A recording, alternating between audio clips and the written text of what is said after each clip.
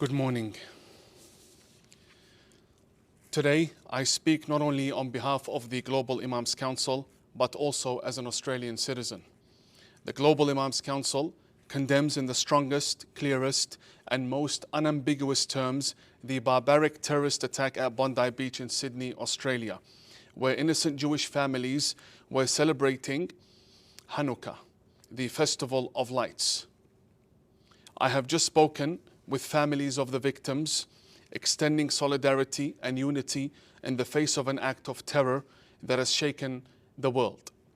This was not merely an act of violence, it was a calculated anti-Semitic act of terror driven by hatred, cowardice, and moral depravity.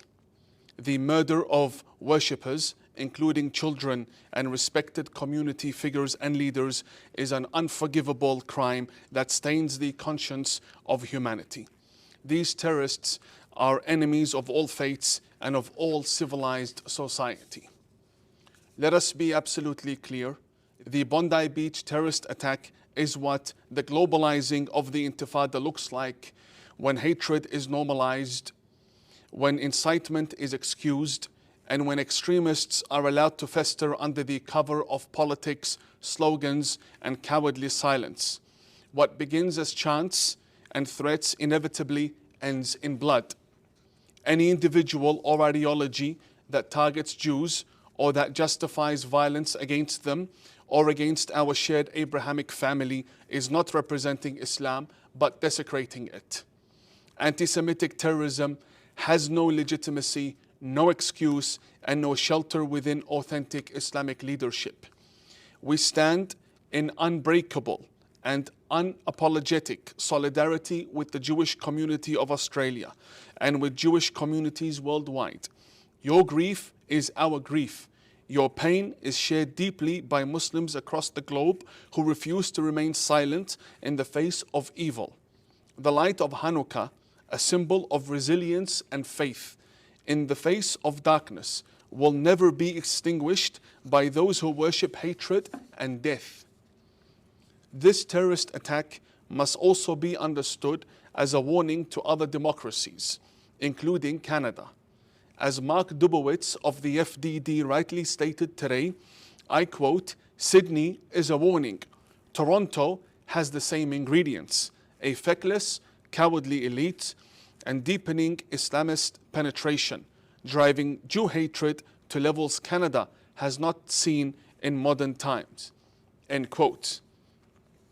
When governments are permissive towards extremist rhetoric, when anti-Semitism is downplayed or selectively ignored, and when promised federal security funding for vulnerable religious and community institutions fails to materialize, the result is not tolerance, the result is terror. Canada must not mirror the political failures that have allowed violence to erupt elsewhere. A federal posture that hesitates to confront anti-Semitism decisively and takes no meaningful action against the Muslim Brotherhood and its affiliated networks risks sending a dangerous signal to extremists that consequences are unlikely and victims are expendable. We call upon Muslims everywhere to reject anti-Semitism without hesitation, to confront extremist ideologies within our own communities, and to actively build bonds of respect and protection with our Jewish brothers and sisters as fellow children of Abraham. Silence is complicity, and being neutral in the face of terror is a moral failure. We further call upon Australian authorities to pursue not only the perpetrators, but also the networks, ideologues, Imams, supporters, and enablers behind them with the full force of justice.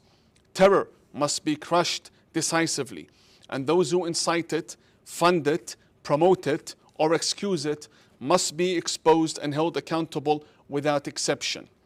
May the Almighty grant strength to the bereaved, healing to the wounded, and justice for the victims.